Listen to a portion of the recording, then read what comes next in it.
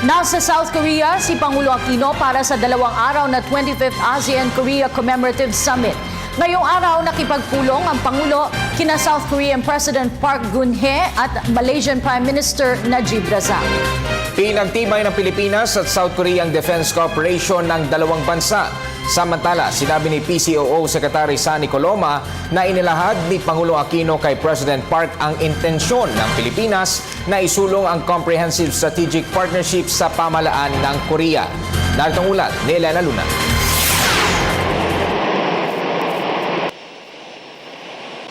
1:20 ng hapon, oras sa Korea o 12:20 ng tanghali, oras sa Pilipinas, dumating si Pangulong Aquino sa Busan, South Korea.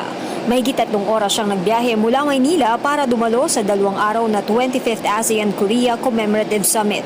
Lumapag ang eroplano ng Pangulo na PR-001 sa Gimhae Air Base sa Busan. Kabilang sa sumalubong sa Pangulo si Philippine Ambassador to Korea at dating DFA spokesperson Raul Hernandez. Bago na kasama ang iba pang leader ng ASEAN, naging abala muna ang Pangulo sa 2 bilateral meetings.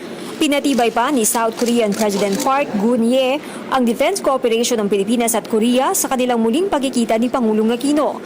Bahagi ng kooperasyong ito ang pagbili ng Pilipinas ng 12 FA-50 fighter jets at transport equipment para sa government arsenal.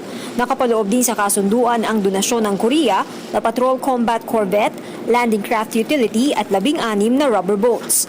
Ayon kay PCOO Secretary Sunny Coloma, inilahad ni Pangulong Aquino kay President Park ang intensyon ng Pilipinas na isulong ang Comprehensive Strategic Partnership sa pamahalaan ng Korea. Nagbigay ng katiyakan si Pangulong Aquino kay President Park na determinado ang pamahalaan na resolbahin ang mga nakabinbing kaso ng mga napatay na Koreano. Magiging bahagi nito ang pagkakaroon ng Korean desk sa mga tanggapan ng pulis.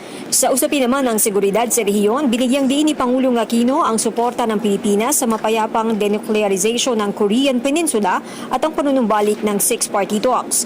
Hiniling ng Pangulo ang patuloy na suporta ng South Korea sa Pilipinas sa pagsusulong ng mapayapa at naaayon sa batas na pagresolba sa West Philippine Sea.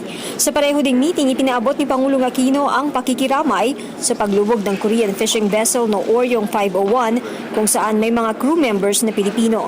Sinabi rin ni Secretary Coloma na personal na ipinaabot ni Pangulong Aquino ang pasasalamat sa malawakang tulong ng Korea sa pagbangon ng mga lugar na nasalanta ng Bagyong Yolanda.